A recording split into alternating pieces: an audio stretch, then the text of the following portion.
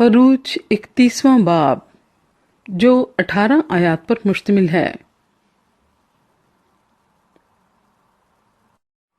پھر خداوند نے موسیٰ سے کہا،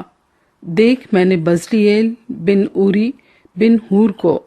یہودا کے قبیلے میں سے نام لے کر بلایا ہے، اور میں نے اس کو حکمت اور فہم اور علم اور ہر طرح کی صنعت میں روح اللہ سے معمور کیا ہے، تاکہ ہنر مندی کے کاموں کو ایجاد کرے اور سونے اور چاندی اور پیتل کی چیزیں بنائے اور پتھر کو جڑنے کے لیے کاٹے اور لکڑی کو تراشے، جس سے سب طرح کی کاریگری کا کام ہو۔ اور دیکھ میں نے الیاب کو جو اخی سیمک کا بیٹا اور دان کے قبیلے میں سے ہے، اس کا ساتھی مقرر کیا ہے،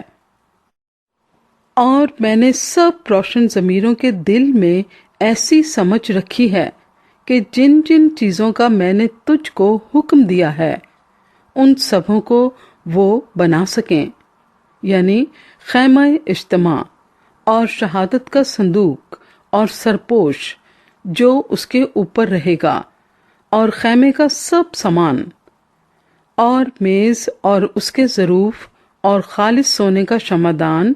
اور اس کے سب ظروف اور بخور جلانے کی قربان گاہ اور سوختنی قربانی کی قربان گاہ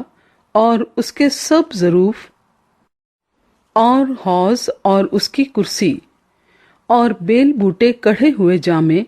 اور ہارون کاہن کے مقدس لباس اور اس کے بیٹوں کے لباس، تاکہ کاہن کی خدمت کو انجام دیں، اور مسح کرنے کا تیل اور مقدس کے لیے خوشبودار مسالے کا بخور، ان سبوں کو وہ جیسا میں نے تجھے حکم دیا ہے ویسا ہی بنائیں۔ اور خداوند نے موسیٰ سے کہا، تو بنی اسرائیل سے یہ بھی کہہ دینا کہ تم میرے سبتوں کو ضرور ماننا، اس لیے کہ یہ میرے اور تمہارے درمیان تمہاری پشت در پشت ایک نشان رہے گا،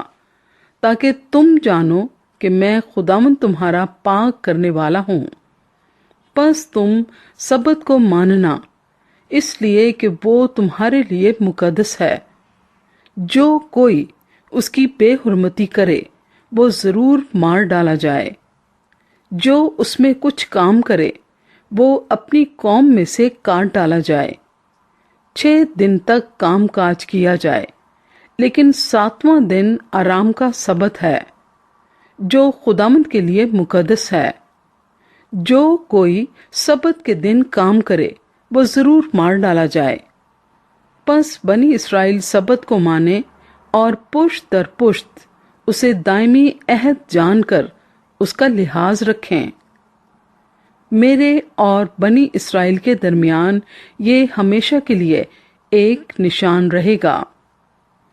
اس لیے کہ 6 دن میں خداوند نے آسمان اور زمین کو پیدا کیا اور 7ویں دن آرام کر کے تازہ دم ہوا۔ اور جب خداوند کوہ سینا پر موسیٰ سے باتیں کر چکا تو اس نے اسے شہادت کی 2 لوحیں دیں۔